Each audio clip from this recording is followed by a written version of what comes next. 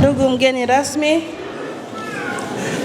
ifuatayo ni taarifa fupi ya shule ya sekondari ya Emboret kwa mgeni rasmi katika mahafali ya kidato cha 4 leo tarehe 11 mwezi wa 10 2025. Shule ya sekondari ya Emboret ni mojawapo kati ya shule sekondari zilizopo katika halmashauri ya wilaya ya Simanjiro mkoani Manyara. Ujenzi wake ulianza rasmi mnamo mwaka 2007 chini ya ufadhili wa Eclat Foundation na kisha kufunguliwa rasmi mwaka 2010. Kwa upande wa taaluma, ufaulu umeendelea kuimarika mwaka hadi mwaka kwa matokeo ya mitihani ya kitaifa. Kwa mfano, kwa matokeo ya mwaka jana tulifaulisha kwa 100%, kwa maana ya kwamba kwa kidato cha 4 kwa bahati mbaya ni mwanafunzi mmoja tu ndiye aliyepata division 0, lakini wengine walipata daraja la kwanza, la pili na la tatu, tukaishia la 4 na mmoja alipata 0.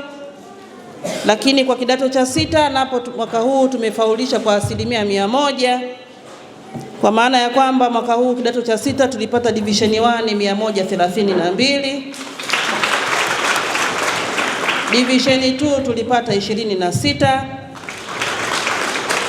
division 3 tulipata mwanafunzi mmoja. Hatukuwa na division 4 wala hatukuwa na division 0. Shukrani zetu pia za pekee zimwendee Mheshimiwa ndugu Peter Toima Kiroya, mkurugenzi wa shirika la Eclat Foundation, ambaye pia ni mwenyekiti wa Chama cha Mapinduzi mkoa wa Manyara, kwa kuendelea kufadhili ujenzi wa miundombinu mbalimbali hapa shuleni na maeneo mengine katika taifa letu. Shule hii, Mwalimu Aziza, wanafunzi wako wamechangamka. Wamechangamka, tuwapigie makofi mengi sana. Ukija shule ya sekondari ya Emboret, siku zote utafurahi tu kwa jinsi wanafunzi walivyo wachangamfu, wana akili, na hilo la akili wanafaulu sana mitihani yao. Rekodi zinaonyesha,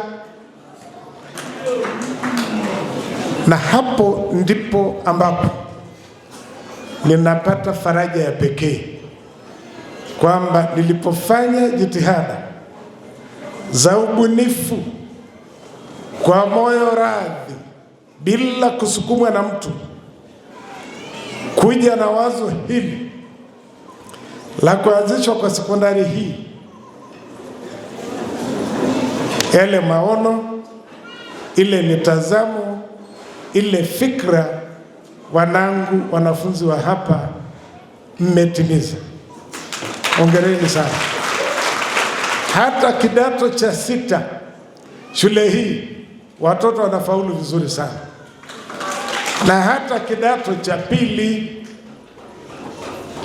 hata kwenye ngazi ya mitihani ya kitaifa, shule hii ni moja kati ya shule zilizojipambanua kwa shule za sekondari kufanya vizuri katika taaluma. Inajulikana, rekodi zipo. Sasa na ninyi 97 mnaohitimu leo mtafaulu. Tena mtafaulu kwa 100%.